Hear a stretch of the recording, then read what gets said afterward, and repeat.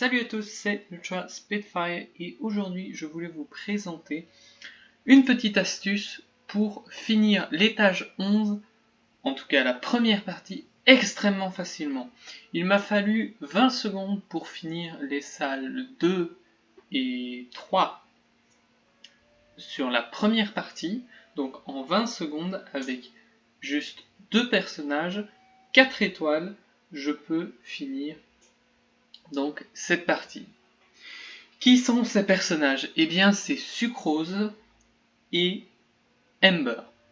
Ember, elle n'est pas vraiment là pour autre chose que appliquer pyro, mais en fait, la vraie partie intéressante, c'est Sucrose. Sucrose avec la maîtrise élémentaire. Alors, pourquoi c'est si intéressant que ça?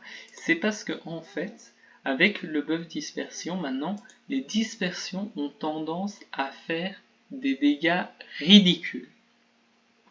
Donc, vu que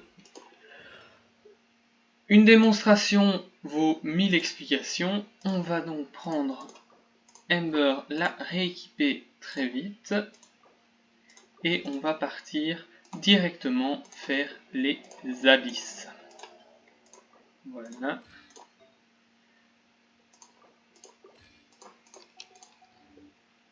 Et c'est parti.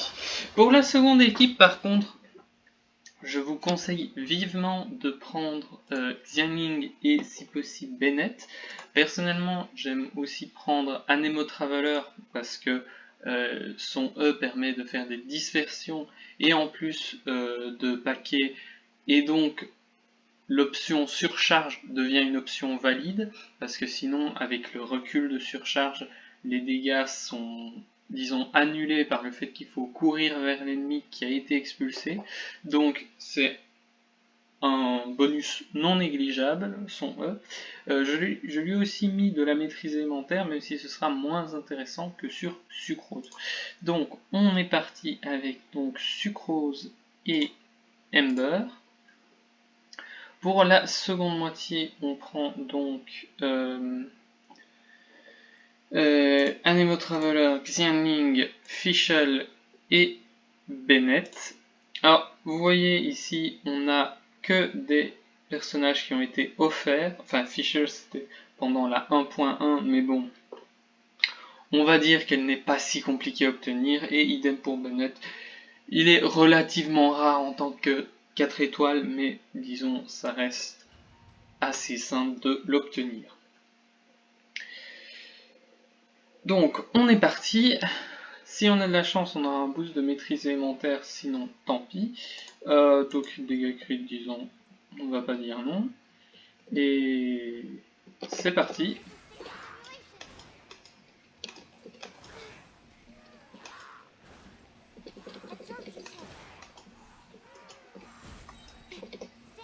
Et voilà, ici donc vous pouvez voir la force de cette équipe.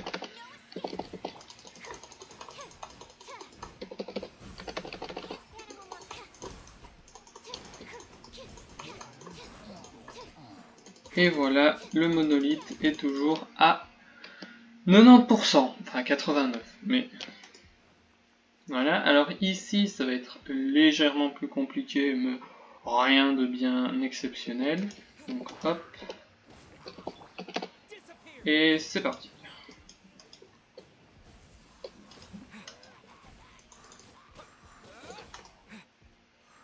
Donc ici, on attend bien de réa.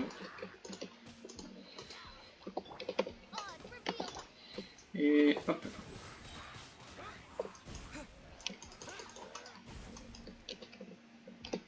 Et voilà, il ne reste plus donc que le gros boss. Et hop.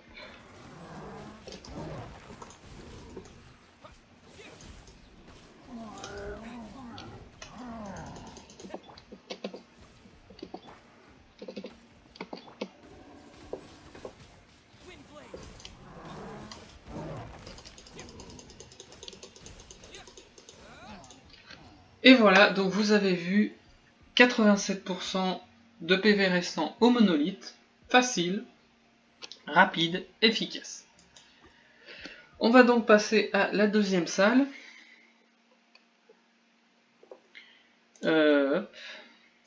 Alors, je n'ai pas mon ulti prêt, donc je ne pourrai pas faire 20 secondes, mais vous verrez quand même, les dégâts sont plus que conséquents.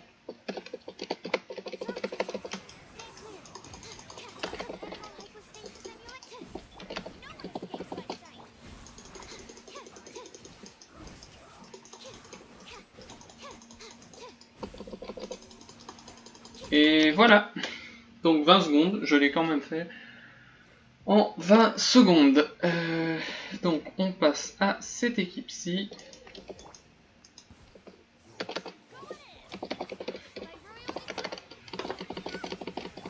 Et c'est parti.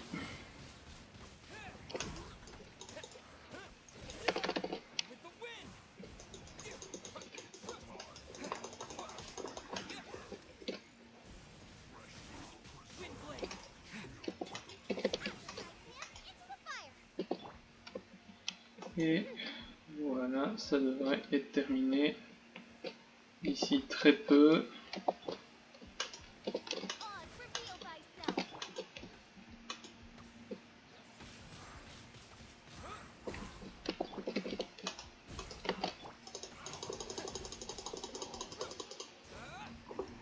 Et voilà. Vous avez vu, en même pas 2 minutes, la salle était clear. Donc ce ne sont que des personnages free-to-play. En plus, j'ai même essayé de mettre les armes plus free-to-play possible, même si bon, mon Ember a l'arc royal. C'est pas vraiment un bon arc pour elle. Favonius est meilleur dans cette composition-ci. Donc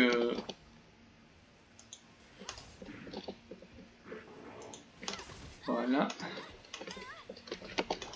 Et maintenant, on peut faire des dispersions.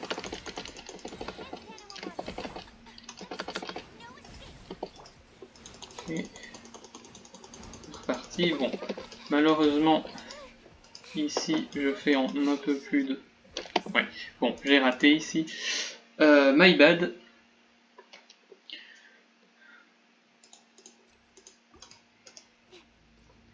Mais, donc... Voilà. On disperse, on disperse. C'est déjà beaucoup mieux. Voilà.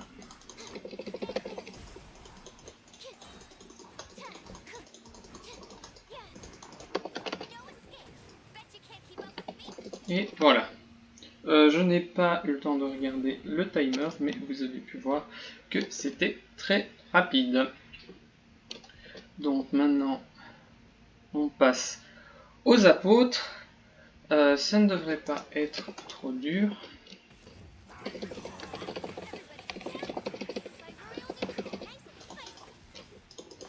Voilà, ça devient rendre. Et c'est parti.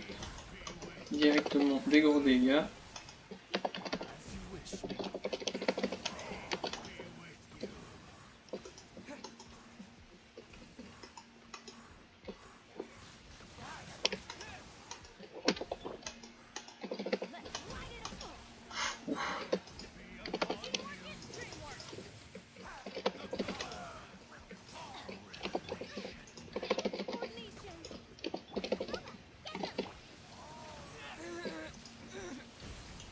Donc de toute façon, là, on n'a plus besoin de ultra valeur.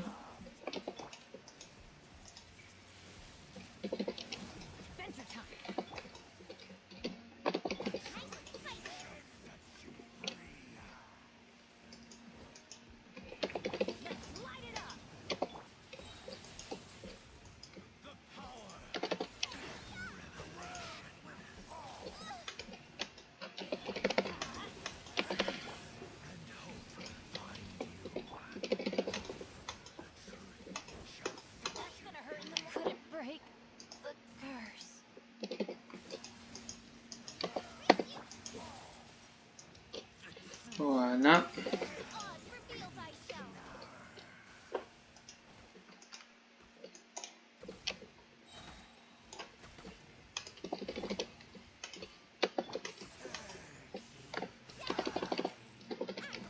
Voilà.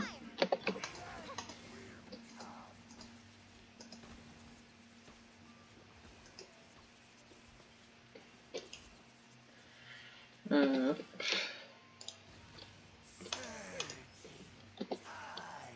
Et voilà. Alors j'ai très mal joué sur la seconde partie, mais vous avez pu voir la force de l'équipe, des deux équipes, et surtout la force de Sucrose, qui a clear sans aucun problème, quasiment à elle seule, les deux premiers étages. D'ailleurs, ma Sucrose n'est pas la mieux optimisée parce que elle a encore une coupe bonus de dégâts anémo et un sablier recharge d'énergie. Donc le sablier recharge d'énergie, à la limite, ça peut être utile puisque on peut mettre plus souvent l'ulti, ce qui n'est vraiment pas une mauvaise chose. Mais donc maintenant, on va passer au build. Donc ma Sucrose, j'ai le mouvement vagabond, mais ce n'est clairement pas la meilleure arme. Moi, je conseillerais soit l'Atlas des terres et des mers, soit les mémoires rituelles. Mémoire de rituel, c'est vraiment le meilleur. Mais bon, si vous voulez, le mouvement vagabond fonctionne très bien. Ensuite, niveau artefact, donc comme je l'ai dit, j'ai un diadème pas tocrit, maîtrise élémentaire avec du tocrit, du dégâts crit, etc. Mais le plus important ici, c'est vraiment la maîtrise élémentaire. Donc, ensuite, on a le bonus de dégâts anémo. C'est à la limite mieux de mettre maîtrise élémentaire, parce que du coup, on sera pas limité, disons, par le taux crit et le dégât crit. Et ensuite, donc ici, on a la recharge d'énergie. Alors, moi, je conseille plus maîtrise élémentaire aussi parce que du coup, il n'y a pas besoin de level up les talents. Donc, vous n'avez qu'à monter la sucrose au niveau 60 sur 70. Et puis, vous mettez par exemple en recharge d'énergie et de maîtrise élémentaire. Et hop, vous avez littéralement un des personnages les plus forts du jeu à l'étage 11. Alors, mon Ember, je l'ai aussi stuffé. D'ailleurs, d'abord les constellations, parce que donc, la C1 est intéressante, mais avec mémoire rituelle, vous pourrez faire plus ou moins ce que j'ai fait, puisque avec le proc de mémoire rituelle, disons, ça donne un deuxième E. Celle-ci est pas mal pour le premier étage, mais sinon, c'est vraiment pas une constellation importante si on joue maîtrise élémentaire.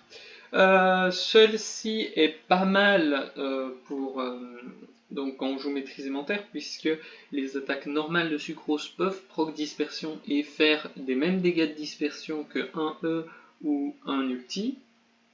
Donc c'est une bonne constellation. Et la dernière, elle est pas mal, mais elle est très forte, mais dans cette team avec donc Sucrose en main DPS, disons que ce n'est pas la plus intéressante. Pour mon Ember, ça c'est beaucoup plus simple, donc un peu de taux crit, un peu de dégâts crit.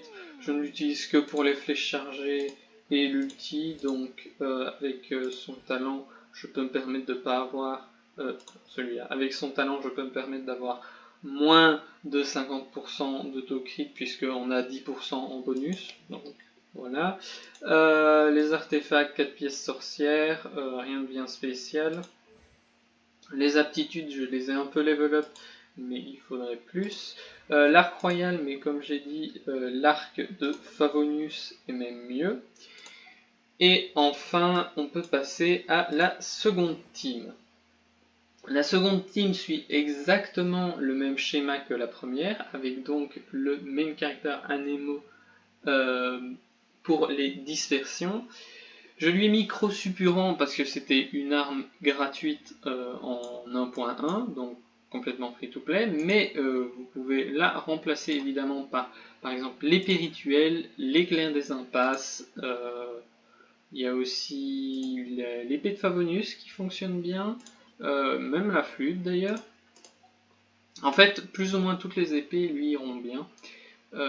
D'ailleurs, même Piqûre de Fer, l'épée craftable chez le forgeron, irait même mieux puisqu'elle donne de la maîtrise élémentaire et en plus son effet peut être stacké 2 fois et avec le E maintenu du Traveler, eh bien on peut avoir les 2 stacks en un seul E parce que ça augmente les dégâts élémentaires de X% selon le niveau de raffinement. Donc voilà, mes talents sont relativement élevés, mais sans plus. Pour les artefacts, j'utilise donc un sablier maîtrise élémentaire parce qu'il n'a pas besoin de recharge d'énergie, un diadème crit, mais on peut aussi aller maîtrise élémentaire, ça marche très bien, même mieux, et une coupe verte chasseuse dégâts animaux, mais encore une fois, maîtrise élémentaire peut même mieux fonctionner.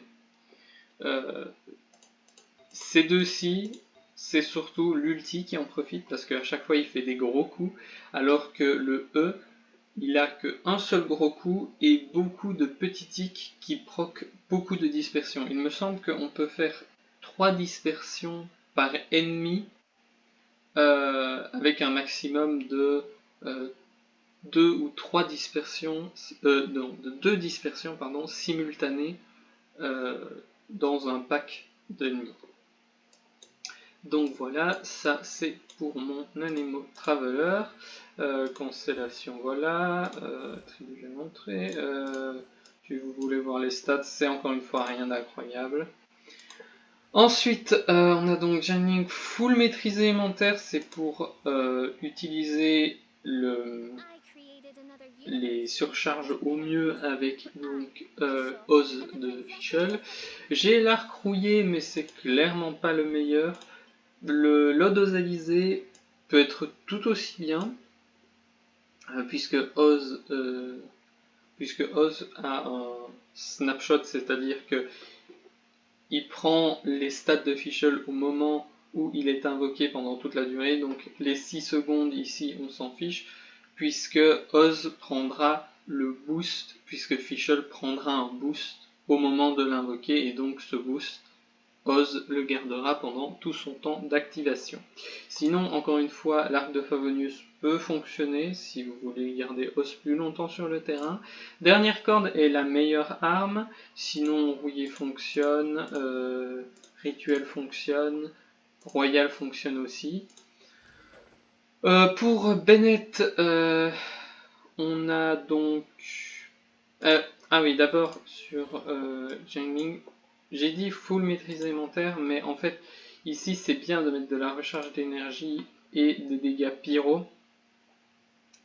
C'est plutôt le diadème qui est maîtrise élémentaire, mais c'est bien de mettre des dégâts pyro parce que dans certains cas, la surcharge ne sera pas faite par Jiangling et donc on perd beaucoup de dégâts pyro si on met full maîtrise élémentaire. Donc voilà, j'ai le fléau du dragon, mais plus ou moins toutes les armes vont bien, surtout la craftable dont j'ai oublié le nom, piqûre stellaire il me semble, Guisarme stellaire, enfin celle noire et jaune puisqu'elle donne de la recharge d'énergie et Xiangling a un outil très coûteux, donc c'est très intéressant d'avoir de la recharge d'énergie. Et enfin Bennett, vous pouvez voir ici que mon Bennett n'est vraiment pas monté, il a quand même mon éclair des impasses, donc pour lui donner un peu plus de dégâts, mais son intérêt c'est vraiment de booster un minimum, de donner la résonance pyro avec Xiangling qui donne plus de 25% d'attaque, d'aider Xiangling à régénérer son ulti avec donc CE, et de soigner surtout, parce que l'équipe reste relativement vulnérable, surtout Anemo Traveler quand il doit maintenir son E. Donc voilà, c'est ma présentation des équipes. Donc vous avez pu voir que les clears sont extrêmement rapides, extrêmement simples à obtenir, surtout que dans la première partie, eh bien, je n'avais que 2 personnages. Vous pouvez imaginer ce que ça donne avec une équipe complète. C'est encore plus ridicule. J'espère que la vidéo vous aura plu, et je voulais la faire avant que Inazuma sorte, parce que tout le monde sera concentré à explorer Inazuma, et donc vous pourriez rater des primogèmes dans les abysses, et franchement ces teams vous permettent de gagner 150 primogèmes quasiment gratuitement avec l'étage 11. Mais attention, Sucrose ne sert, en maîtrise élémentaire, ne sert quasiment à rien dans les étages 9 et 10, parce que justement les ennemis sont immunisés à cryo et donc aux dispersions cryo. Il y en a toujours des vulnérables, mais dans la majorité des cas, ils sont immunisés, c'est-à-dire les slimes et les slime et l'hypostase cryo. Donc voilà, j'espère que la vidéo vous aura plu. N'oubliez pas de mettre un like si c'est le cas, peut-être de vous abonner et même de la partager, parce que c'est quand même une astuce extrêmement facile à mettre en place avec très peu de ressources. Donc n'hésitez pas à en faire profiter à vos amis, et moi je vous dis à la prochaine.